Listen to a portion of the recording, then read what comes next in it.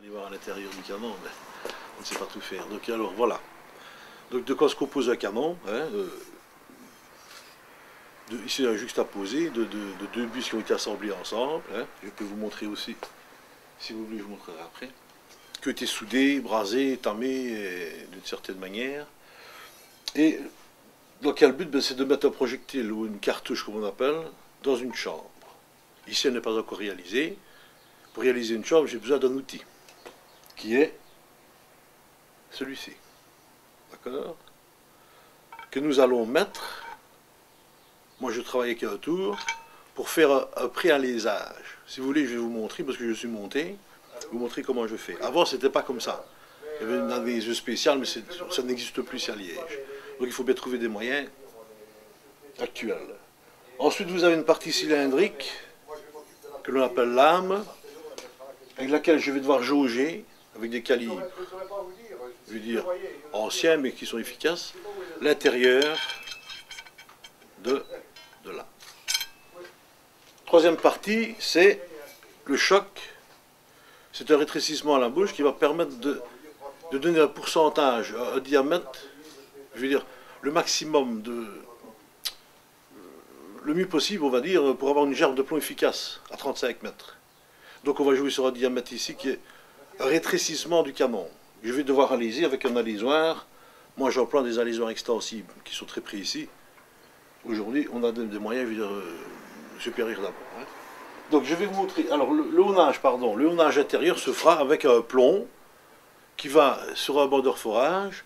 Là, je vous montrerai aussi. On va passer, je vais dire, des heures, des fois, pour aller au nez, au centième, pour avoir un diamètre vraiment d'une précision extrême.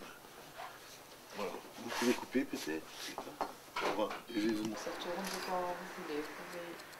Donc ce que je fais, c'est le mot pré-chambrage. Je vais enlever de la matière pour ne pas abîmer mon alisoir de finition, qui est d'une précision vraiment extrême. Donc je vais enlever de la matière ici. Et je vais employer un tour avec une vitesse bien réglée. Et moi, c'est un montage très ancien. Vous ne verrez ça nulle part. C'est vraiment artisanal. Hein. Je vais donc me méfier, je vais allumer. Hein.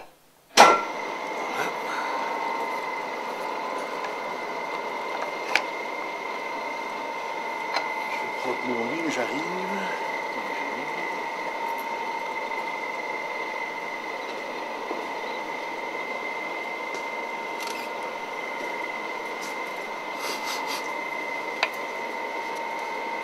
On met de l'huile bien sûr, beaucoup.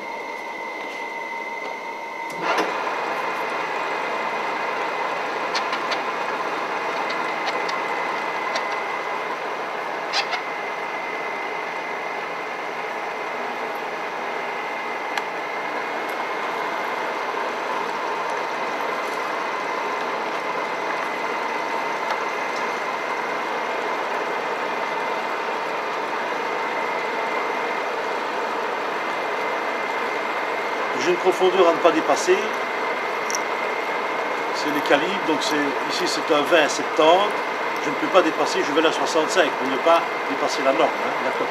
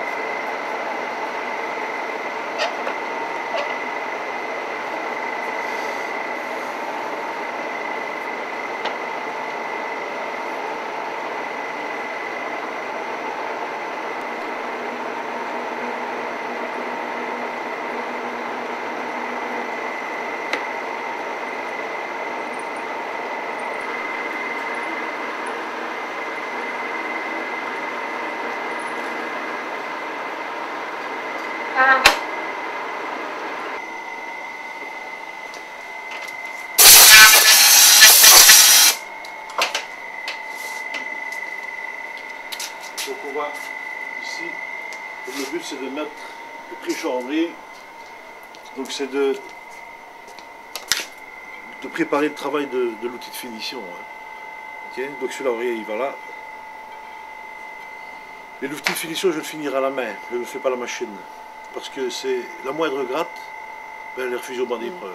Donc c'est assez délicat. Hein. Voilà, ça c'est une première opération. Le chocage, je vais vous montrer le chocage. Comment je m'y prends.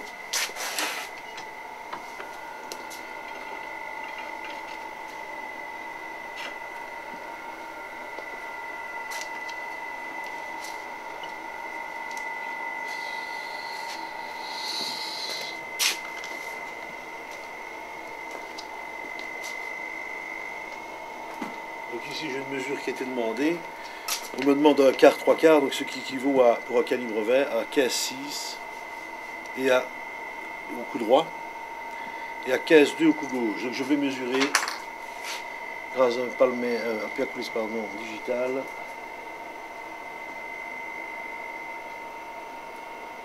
Bon, là j'ai quand même 7 dixièmes à prendre, ce qui est beaucoup.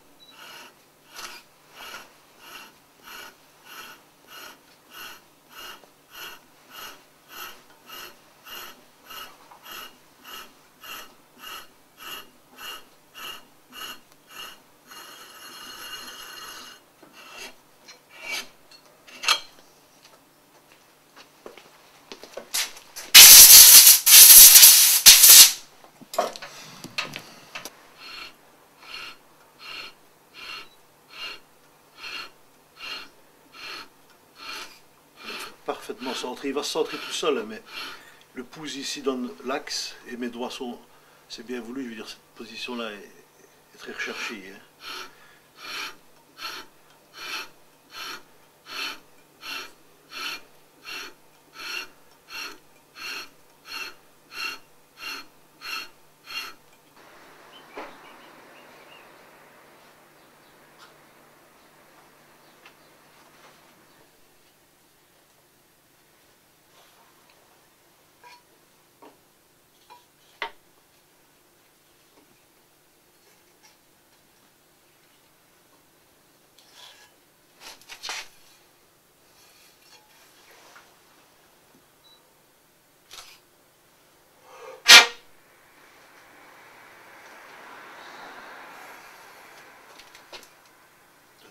Je dois aller. Permettez-moi.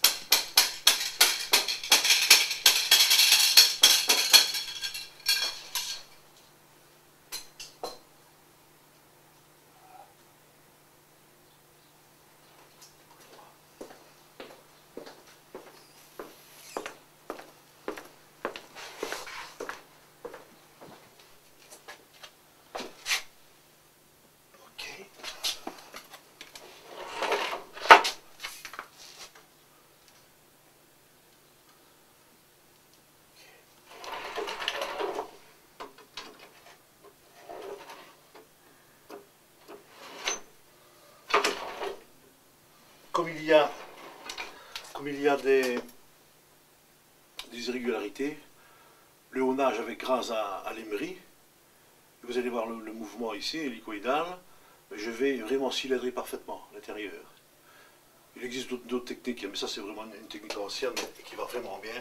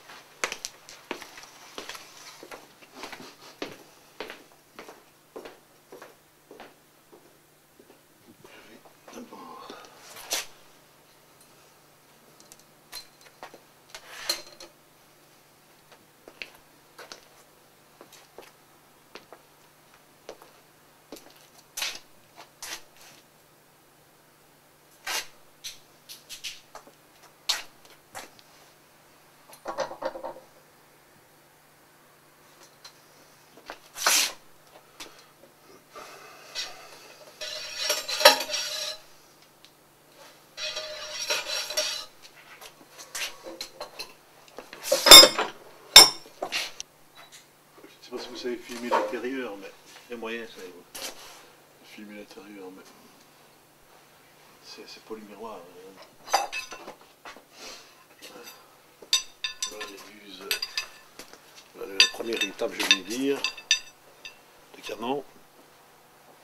Et puis il va y avoir un assemblage qui va se faire avec une, je veux dire, avec une convergence absolument indispensable pour avoir le même coup, je vais dire à 35 mètres, 40 mètres, ça dépend du chasseur. Les coups doivent se rejoindre. Donc il y a une brasure qui va se faire à l'argent, avant ça se faisait au cuivre. Puis après des brasures quand même importantes, et il ne faut pas que le canon soit de travers, ou il faut que ce soit super droit.